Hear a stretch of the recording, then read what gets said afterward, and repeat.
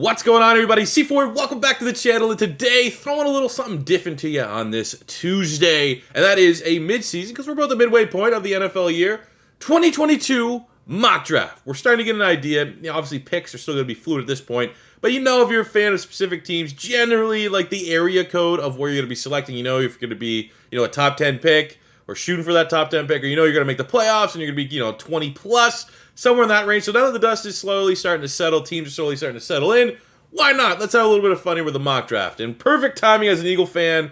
Things have just gone our way. If I would have recorded this, even just 2 weeks ago, we would have had 3 top 10 picks. That would have been kind of fun. And now Philly has picked 5, 10, and 15. But speaking on the Eagles, I'm just going to announce this now to kind of hold my feet to the fire to get it done. My goal is the first game that Philly plays in December, I should have a second channel launching. It's going to be called Flying High, and it's going to be Eagles-related content, post-game grades, talking about Eagles news, rants, maybe live game watch-alongs, I believe that's what it's called, Eagles-specific mock draft content like that. I've had some things that I've delayed it behind the scenes that are kind of out of my control, but I would have liked to have that out sooner than later. If you are, or you know someone that's really good with YouTube graphics, like making banners and channel art and logos and stuff like that, let me know in the comment section below. I can do an okay job at it, but I want professional looking stuff. I just don't really know where to look right now. So if you got a plug for that department, let me know. But without further ado, let's get into a full first round mock draft where I've already kind of did a little bit of a run through, so it's not all over the place. I got some good picks. I think you guys are going to enjoy it. So without further ado, number 1 overall, the Detroit Lions are on the clock. I feel so bad for Lion fans. I had money on Detroit this week. I watched the entirety of the second half of that game against Pittsburgh, and I feel bad for you that's what you guys have to watch every time the Lions step on the field. It was pretty painful. And I think for Detroit, you've earned the right to get the best player in the draft in Kayvon Thibodeau. I think if I want to make a little bit of an argument here, though, how many, if they look at a QB, and this is not going to be me ranking my quarterbacks right now. I think there's going to be 5 QBs that go in the first round, and I think the only quarterback I'd feel confident right now slapping a true first round grade on is Matt Corral out of Mississippi, Ole Miss. If you swap out Thibodeau for Matt Corral at 1 probably gets the Lions more wins next year than Kayvon Thibodeau at 1. But it's a multi-year rebuild. I think they had an understanding when they hired Dan Campbell. It's all right, well, we got you Goff. We just got rid of our franchise quarterback, we thought, Matt Stafford. So you got a couple years to work with Goff. Goff's going to suck, get us a couple high picks in back-to-back seasons, and then win the right to get the best player in this draft in Kayvon Thibodeau. Now, similar situation in pick 2, David Culley going to Houston. It's again, another just poor roster, multi-year rebuild. But I actually have them going and falling in love with Matt Corral, getting, in my opinion, the best QB in this draft class, because I feel like they're at different spots. I feel like you look at the quarterback situation with Detroit, okay, 2 teams in a rebuild, both with first-year coaches that are going to have some sort of wiggle room, just suck, growing pains, whatever you want to call it. But Detroit just traded away their franchise guy to get Goff, who's very expensive to move on. It's a different perception of the quarterback room when you look at Houston, where it's they have their guy. They don't really want to get rid of the guy, but they kind of have to get rid of the guy. He doesn't want to be there anymore in Deshaun Watson. I think that there's going to be more pressure on Houston just to usher in a new era than there is with Detroit. And I feel like with Matt Corral, you're not going to get with Davis Mills. You're not going to get it if you get Tua back in a trade with Miami. Maybe if that happens, you definitely probably won't be pulling the trigger on Matt Corral here. But even at 2, if he's a guy you could trade down with one of these teams, I do think Corral, because of quarterbacks always get overvalued in drafts. I think he's going to be a lock to go in the top 10 at this point. I don't know. That's just my line of thing is I think Houston as a franchise is going to be more desperate to get that quarterback, maybe even overpay for that quarterback, knowing that they are going to be getting a lot of draft picks in return for Deshaun, than Detroit. That's kind of why I have them going to quarterback here. And Corral, way better than Davis Mills. He's going to be better than any veteran they can get. I would rather him over Tua, so that's kind of where I have that pick. But obviously, that's probably the hardest pick to make in the draft right now because there's so much uncertainty with Houston. So I just feel like let's play it safe. Let's go best quarterback in the draft, and they land Matt Corral. Pick 3, we have the New York Jets, and here I'm going to have them improving the defense, a guy that I think is going to absolutely crush the combine, and they're going to get Aiden Hutchinson, the edge rusher from Michigan. They run that 4-3 now. And that just solidifies. I mean, they've gone offense, it feels like, with the last couple premier picks. Zach Wilson, AVT, big ticket Mekhi Becton. Now it's time to really invest on the defensive side of the ball. I feel like at 3, they could go secondary, really, between Hutchinson, Stingley, Kyle Hamilton. Can't go wrong with any of those selections. I just think right now Hutchinson is going to destroy. If there's a combine, he's going to crush that. And he has the production this year. He's been unblockable for Michigan. And I think Joe Douglas is going to be like, all right, as it stands right now, we have that pick 7 to come around. Let's just double up on the best 2 defensive players on the board, and they start with Hutchinson. Pick 4, we have the Jags. I've seen it as it's a popular pick for the Jags, but it's not consensus. I don't know why they would consider anything else than Evan Neal. That offensive line is not very good. It's definitely a weakness. You have your franchise quarterback in Trevor Lawrence. Why not get a guy that's pretty much Mekhi Becton 2.0? Insane, freakishly sized human being, 6'6", 350, and I'll be shocked if he's not top 5 in pretty much every athletic testing category. 4 tackles, 4 linemen at the combine. You gotta make that pick. You have to get your franchise tackle. Right now, their tackles are not very good. Jawan Taylor, Robinson, Evan Neal, day 1 plug and play franchise tackle starter. Kind of opens things up for Philadelphia here at 5. I think if Philadelphia is looking at this with Stingley and Hamilton on the board, they're like, hey, we're happy with either selections. For me and my money, though, I think Philadelphia's secondary right now. Corners are good. Darius Slay's not showing any signs of slowing down, having an excellent year here in 2021. I think you have Avonte Maddox in the slot. Very good. Debatably our best player overall through 10 weeks, I think. It's not maybe slightly hot take. He's definitely in the top 5. And then you have, that other corner spot for sure. Someone like Derek Stingley, plug and play. I think Steven House has been solid. You can get him on another 1-year Band-Aid deal. Maybe grab a corner with one of the other picks, 10 or 15, or maybe in the second round, prioritize that. Sure. I think right now, though, there's no one like Kyle Hamilton in this draft. I think for Philadelphia, you can use him as a linebacker hybrid, but ultimately we need a playmaker in that secondary. I think he is the best playmaker in that secondary. He can play either one of our safety spots. He can take over for Rodney McLeod. He can take over for Anthony Harris, who's only on a 1-year deal. I think Hamilton to the Eagles. Honestly, those are probably my 2 easiest, I'm running it up type picks so far in this mock draft. I mean, Thibodeau, maybe they'll think about QB, but I think Evan Neal to the Jags, Hamilton to the Eagles. That's what we can do. And ultimately, you can see with Hamilton to the Eagles, this is my mock draft. This is not me predicting what these teams are going to pick. It's if I was picking for the teams, these are the moves that I would make. 6 for the Giants is a little bit tricky. I think you could be considering a quarterback, but has Daniel Jones done enough this year to be like, it's a weak QB class? Kind of like Philadelphia, where we've seen some good from Jalen Hurts. It's been inconsistent. I haven't seen enough out of Jalen Hurts to say he's the franchise. So it's just like, is our guy good enough to be like, hold off another year and then wait for 2023 where there's going to be 3-4 legit quarterbacks? It's just a better draft class for the QB spot. I think that's the line of thinking. They're going to go BPA, and I think they're going to get Derek Stingley. It's just, do they need corner? Probably. James Bradbury's very good. Then you just have a mismatch. Darnay Holmes, Adoree Jackson. Just don't overthink it. Derek Stingley is going to immediately improve that defense. I don't know how you did. I mean, you could look at Leal. I'm looking at their defensive line. Could you move Dex Lawrence to nose tackle, and then you get someone like Leal to play on the other side of Leonard Williams? Maybe, but I don't know. I don't think there's anything wrong going with a franchise corner in Derek Stingley at pick 6, which now goes to 7, which is going to make the Jets very furious, because I think the Jets would have jumped all over that. I'm going to have them get another really good corner. Kind of getting slept on a little bit, but it's just a down year for Clemson. I think Andrew Booth is top 15 talent. I think he's a good corner. I think you look at the secondary for the Jets, not a strength for them. And I think that's about the range that you can see Booth. I think he'll go between the Jets selection, could fall to maybe 13 to Minnesota, 15 to the Eagles at the worst. But I think he can tackle well, good athlete, good cover skills. He's not Derek Stingley, but he's the next best thing. And once Stingley's out the board, Andrew Booth instantly jumps up, I think, in my opinion, to being the top corner available, even though you got McCreary from Auburn, who's very good as well. But I think for the Jets, you go, again, with the Aiden Hutchinson selection, been so much offense, it's now turn to start stacking picks on and getting big-time players on the defensive side of the ball, and they get Andrew Booth there to instantly, I think he's probably corner 1 on that team. Now we have pick 8. The Giants are back on the clock, and here's where I'm going to have them improve the offensive line, and I'm going to have them get Akeem Ekwonu from NC State. Guard, tackle, I think he's a tackle. I think that you look at the Giants right now, that offensive line is just not great. It's so frustrating I hate watching the Giants play, but when I do, I'm like, let's go Saquon. As long as we're not playing the Eagles, I want to see Saquon Barkley dominate. It's just a really bad offensive line. I think the best lineman available, tackle and or guard, is Ekwonu. Close with Kenyon Green right now. I just think you get a little bit more smash mouth, the way Dave Gettleman probably wants to kind of build up that offensive line in Ekwonu.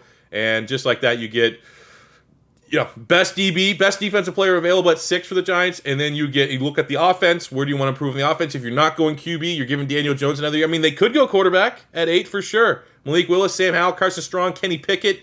Wouldn't be ridiculous if they're ready to move on from Daniel Jones. But if you're keeping Daniel Jones, let's help out the offense there on the O-line, and we're going to get, in my opinion, the best lineman available at 8. 9, we have Washington football team, and they're happy because they're like, oh, well, you're going him? Well, we'll get Kenyon Green. Another player, versatility. Where's his best suited position in the NFL going to be? Is it going to be right tackle? Is it going to be guard? Who knows? Either spot for Washington is a priority. You look at the weaknesses for that team. It's pretty much the exact same, I think, between them and the Giants. Do you go quarterback? Are they going to stick with Heineke? Are they going to make an aggressive move in free agency?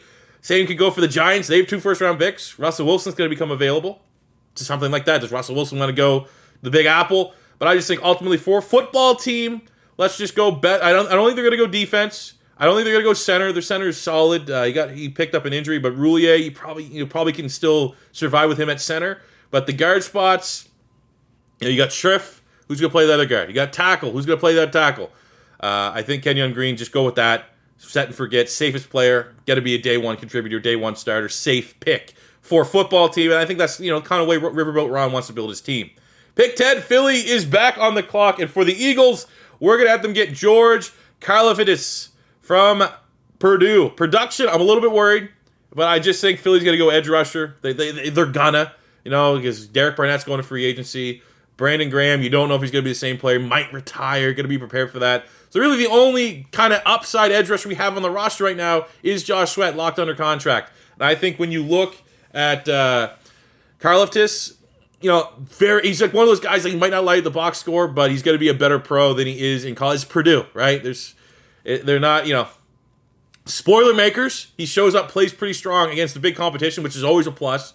But I think it's a pretty good pick. A lot of people are throwing out Baby Bosa, all those kind of Baby JJ Watt, all those, which are very encouraging. You love hearing those comps. I think he's a solid player. I think he's a lot better than his stats would imply, anyways. And it does scream Philadelphia Eagles pick. So while I am making this as like a mock draft for me, I think I wouldn't hate that selection at all. We got to get just better at edge. We're not getting enough sacks. Philly simply is not generating enough sacks right now. And, I mean, you look at this. Leal, maybe if we move on from Fletcher Cox, Leal would be an easy pick here. I think if we move on from Fletcher Cox, Leal is an easier sell than Karlaftis. But, I mean, for Philly at 10, look at the board that's there. You need a tackle. We don't need a tackle. You need a wide receiver. We're probably not going to invest in another top 10 pick a wide receiver, so we go edge. 11, we have Atlanta. Very happy with the selection because they have recently transitioned to a 3-4, and you bring in Leal to play on the other side of Grady Jarrett. Very easy pick.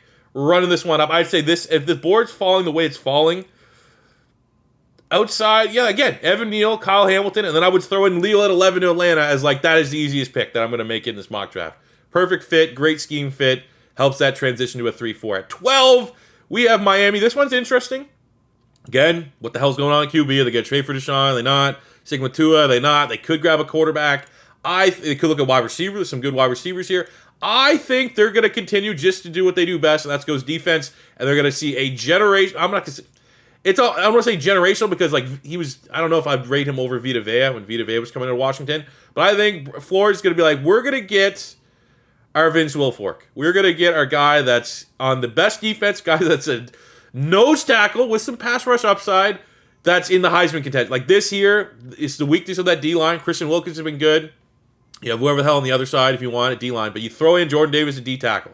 Upgrade over Raekwon Davis and set and forget day one starter. I think Flores is going to be like, this is our chance to bring a Vince Wilfork type to our defense. That's what we need to continue because that's how they're going to win. Miami, as long as Flores is going to be there, they're going to win games by being very good defensively. And someone like Jordan Davis at 12, I think, that is probably the highest pick. You'll see a nose tackle go in this draft.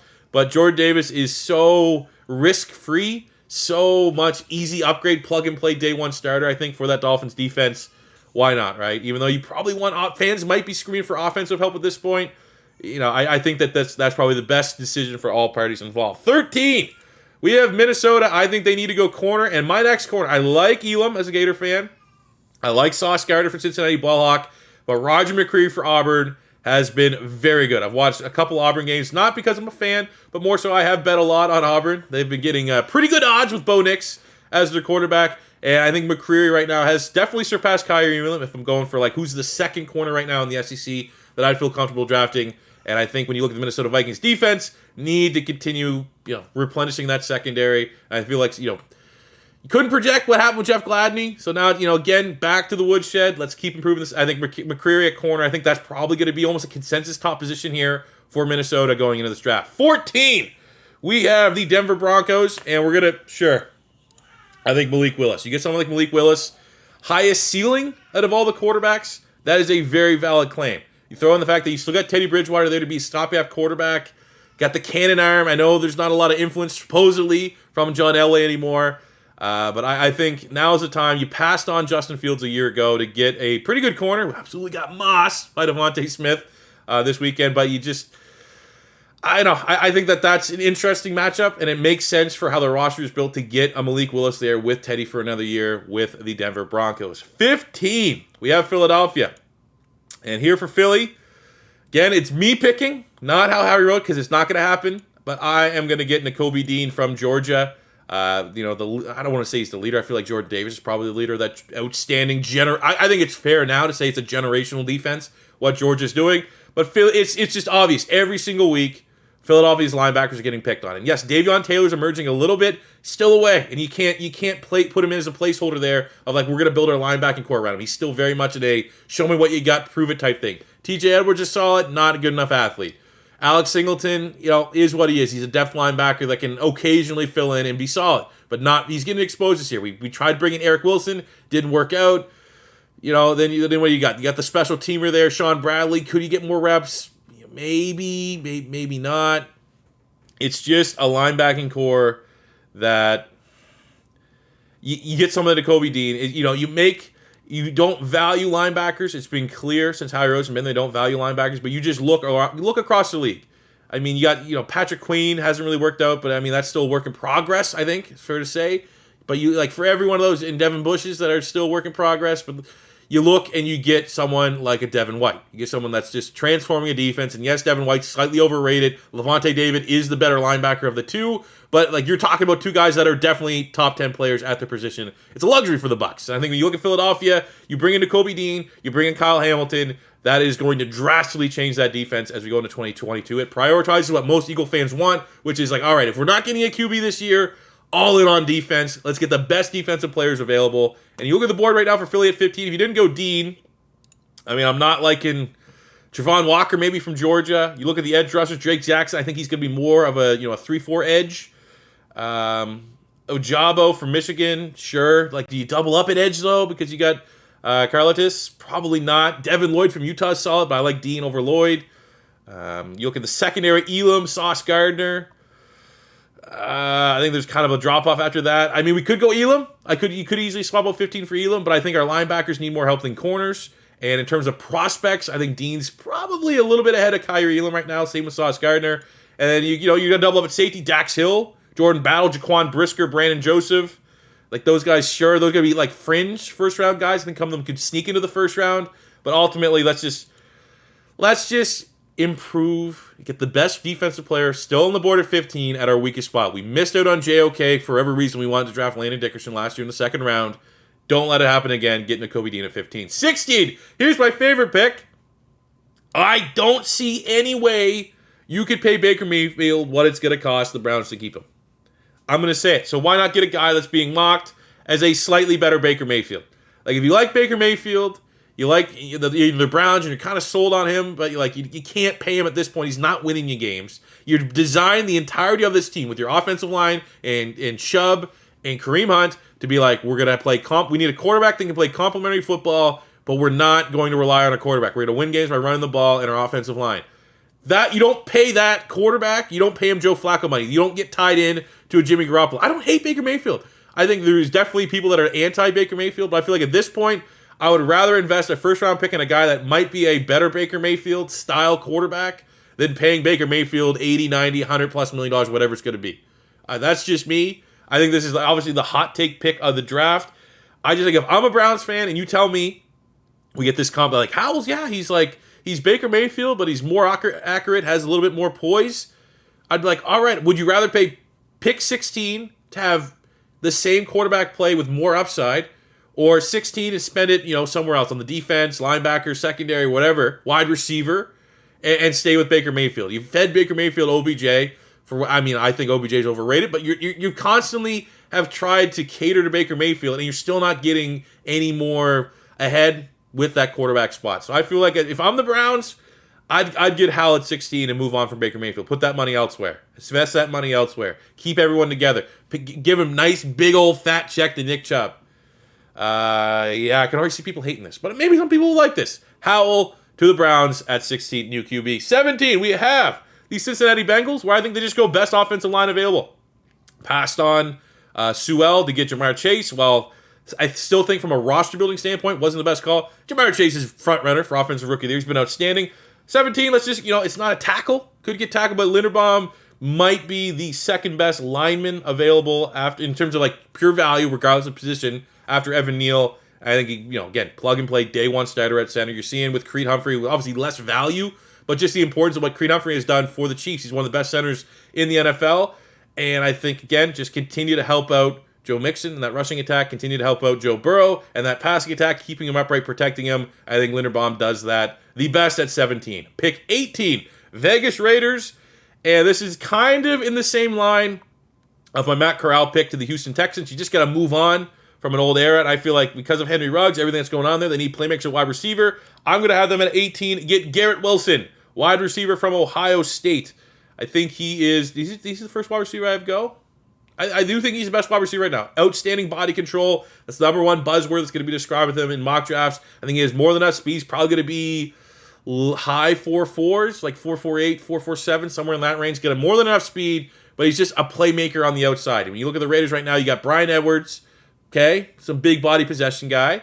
You got Renfro in the slot. You need another playmaker on the outside to replace Henry Ruggs. There's no 4-2. I don't think there's any 4-2 wide receivers. Maybe Jameson Williams. There's no. Yeah, it's not a draft class to get pure speed, pure burner. So I think you just go best wide receiver, best playmaker to help out Derek Carr in that offense. And I think that is Garrett Wilson at 18. Out of Ohio State, 19. We have Carolina, and the Sam Darnold experiment has not worked out. I'm actually gonna have them get Kenny Pickett. I did see, obviously, Cam Newton had 2 touchdowns. There could be a reality where they just somehow go back to Cam Newton again for another year. And much like Philadelphia, much like New York, where they're just like, can we ride out Cam for another year and then see where we're at for 2022 into 2023 and look at that 2023 QB class as the class where we're aggressive in getting quarterback? Sure. But I think at this point at 19, something like Kenny Pickett, especially, if they got Joe Brady still there, QB Whisperer, QB Guru, whatever, does seem like, some Panther fans are getting a little bit over Joe Brady, the hype of Joe Brady. Think he's overrated. Fine, whatever. As long as he's in the building, though, he is there to develop quarterbacks, and I think Kenny Pickett has dominated. Kenny 2 gloves for Pitt. Either him or Strong, very close, very similar. I think Strong... I think the way that they want to run this offense, shown by Sam Darnold the scrambling, I think Pickett gives you a little bit more as a scrambler than Carson Strong, so therefore a little bit more of a scheme fit for that Joe Brady Panthers offense. 20! We have the Chargers, and I'm going to have them and keep continuing to improve that secondary. They got Asante Samuel. Let's get Kyrie Elam out of Florida. As a Gator fan, great tackler, great athlete, very bad defense. Don't judge how bad Florida's been. Elam has easily been our best player on the defensive side of the ball, I think, this year, and should go in the first round, should test very well. And I think when you look at the Chargers defense right now, you pair Kyrie Elam with Asante Samuel. That is an outstanding 1-2 punch in that secondary for the foreseeable future. 21. We have the New Orleans Saints. I'm going to have them get Carson Strong, quarterback out of Nevada. I don't think you've seen enough out of Jameis Winston to really pay him a big contract. I don't think we saw enough out of Jameis Winston anyway when he's healthy to be like, that's the future of that QB spot. You're going to free up more money to Taysom Hill. They could be an intriguing destination for a free agent or trade or something like that. I could see the Saints 100% just selling out and trying to get Russell Wilson or something stupid like that. But as it stands, looking at the draft board, I think Carson Strong, that is an intriguing enough QB prospect for the Saints going forward that, we got a guy. We got a guy that can develop. We got a guy that could be the successor to Drew Brees. Why not? 21, it's not very risky. Kind of in line with, Mac Jones fallen to the Patriots to a certain extent. Which then goes into pick 22 with the New England Patriots, and I think they need playmakers. I think they gave their hand of what kind of playmaker they want when they got N'Keal Harry, and that hasn't worked out, so why not? Let's double dip again. They want that big possession outside wide receiver that didn't hit on N'Keal Harry. Try again with Treylon Burks from Arkansas. Gigantic. What is he, like 230? 6'3", 230, beast of a wide receiver. Constantly, anytime I watch Arkansas play, just making ridiculous catches. And if Mac Jones, who's looked outstanding as a rookie, you got to continue giving him weapons that aren't Nelson Aguilar. You got Jacoby Myers, who's solid. Kendrick Bourne, who's solid. He's getting up their age a little bit. He's going to be 27, 28. Let's get a young, exciting playmaker to help out Mac Jones. 23, we have the Kansas City Chiefs here. For the Chiefs, I'm going to go a little up. They have to go defense. Have to, and I think the best edge rusher for their scheme right now, I think Drake Jackson probably still I'm going to agree with the site, not be a hipster, but right now, David Ojabo, way down here from Michigan. He's the man on the other side of Aiden Hutchinson. I do think there's a degree of, he's a great athlete, and teams are just double-teaming Hutchinson. That's why he's having the breakout year from sacks. But that Michigan defense has been very good, and this guy here is blowing up. Probably the biggest gainer in terms of an edge rusher so far in this 2021 college football season. I think you're just not getting, if the Chiefs need to find a way to get out of Frank Clark's contract, they got to find a way to get more of a pass rush. They're throwing everything at the wall, see what sticks, bringing in Melvin Ingram and stuff like that. I think the Chiefs at 23 got to go best defensive player available. That helps their pass rush, in my opinion. And as it stands right now, I think that's Ojabo from Michigan. 24, we have the Tampa Bay Bucks, and I'm actually going to have them go with another big-time riser. I'm going to give them Travon Walker, who I think can be the successor for Ndamukong Suh on that defensive line. I think they just edge rusher Golson, not really good enough. Walker's similar weight. He's going to be probably about 280, 6'4", 280. That is a 3-4 D end, especially if they're playing Golson there. I think Golson's probably, he's bigger, 6'5", 6'6", 280. And I just think if I'm looking at a roster that's very complete, and maybe there's going to be some shakeups in free agency, you're going to lose some guys, you're going to be more glaring holes.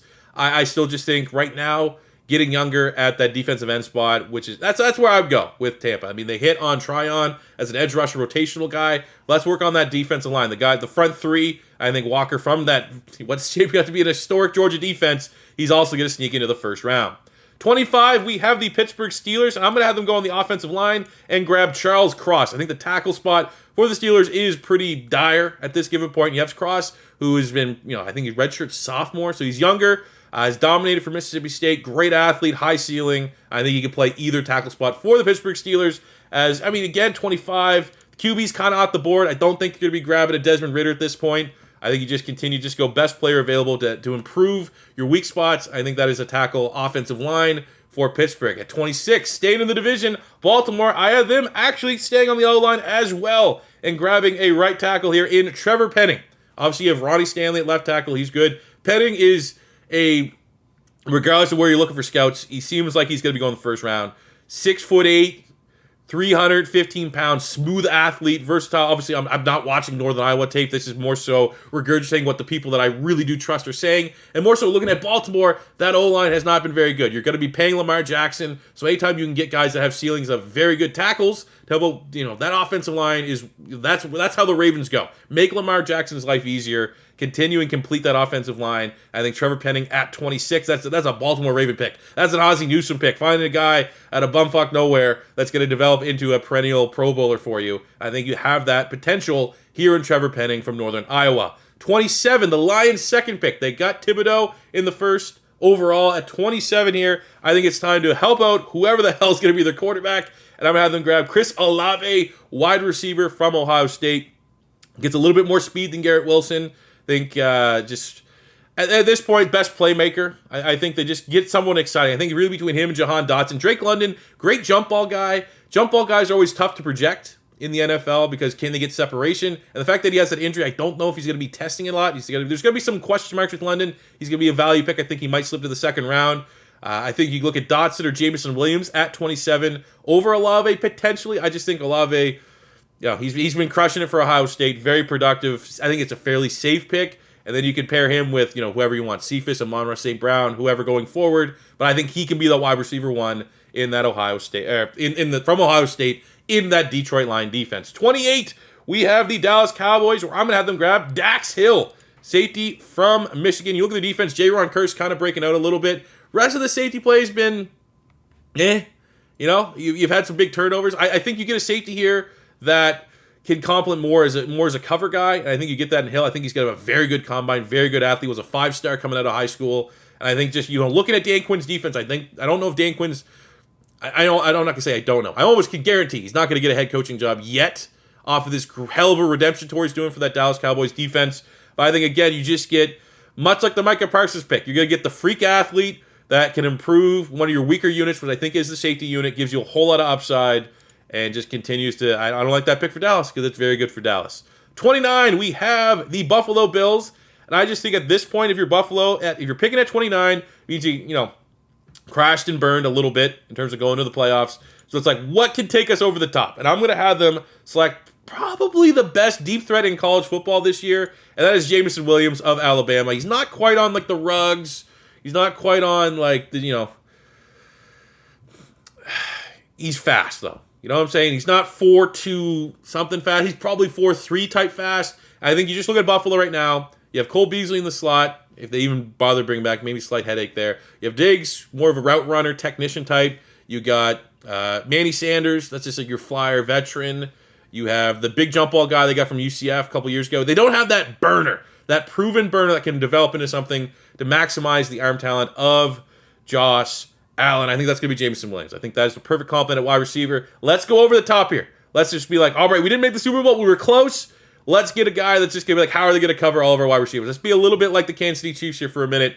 And I think Jameson Williams will be super exciting in Buffalo. 30, we have the Arizona Cardinals. I'm going to have the Cardinals here get Drake Jackson, the edge rusher from USC. I just see more so this is an upgrade over Marcus Golden. You got Drake Jackson on one side, Chandler Jones on the other. Did they pay Chandler Jones yet? I know he's been waiting for so I just think either or, stand up outside edge rusher is probably a very safe area for the Arizona Cardinals to improve. And Drake Jackson at 30 is pretty damn good value. 31, we have the Tennessee Titans. I'm actually going to have the Titans here go on the offensive line and get Nicholas Petit-Frere from Ohio State. I think you got to find, Taylor Lewan has been spotty, to say the least, this year. Hopefully he bounced back, but still that right tackle spot could be, they thought it was the dude that they got from Georgia. What was his name? I can't even remember his name right now. Did he even play in the NFL? Either way, they have shown their interest in improving the tackle spot, and I have NPF as a first-round tackle, more so than any of the other guys available. I think Ryan, probably going to be a guard. Kirkland, inconsistent. Kennard could also be viewed as a guard at this point. I know Raymond from Central Michigan getting a lot of hype right now, but I just think let's go Ohio State. He's been very good blocking for C.J. Stroud. I think he can do the same for whoever's under center for Tennessee, most likely Ryan Tannehill. You can finish out the draft at 32 with the Green Bay Packers. I was thinking there's a couple options here. I think Sauce Gardner could be good. It's actually, why is it cut off here? There we go. Sauce Gardner could be the best value. I think McDuffie could go their corner, but I think just going Stokes, you might have something in Rasul Douglas. He's been hot for you guys. Jair Alexander, would they go corner again? I'm not so sure. You have Devin Lloyd at linebacker, but I think, Devondre Campbell's definitely going to get a contract extension. He's been very good for you guys. And then it's like, all right, do we go D-line? Is there anyone there really worth, that investment right now? Probably not. So it's like, all right, well, you look at offense. You're going to lose Aaron Rodgers. That's the assumption. So you're going to go Jordan Love. Are you going to lose Devontae Adams? Because if you lose Devontae Adams, I think you're going to go wide receiver. And look at the guy. You can't really go wrong. I think ultimately for me, though, Drake London, because of the jump ball ability, unknowns, let's go Jahan Dotson. Big-time playmaker for Penn State. Gives some juice to that offense. And I think that is just... I think that's the direction you should go. Go wide receiver. Get a playmaker for Jordan Love. You're not going to be able to replace Devontae Adams at pick 32, which, if they win the Super Bowl, that'd be pretty ridiculous if they lose everyone that they lost. But that's just how the mock draft played. I just think you go playmaker there. You go playmaker, and that's exactly what Jahan Dotson is. Probably 4.5, high 4.4, somewhere in that speed. Not 4.2, but big-time playmaker, and, build around Jordan Love for the future, because that's the direction that you are going. So there you go, guys. That is my mid-season mock draft here.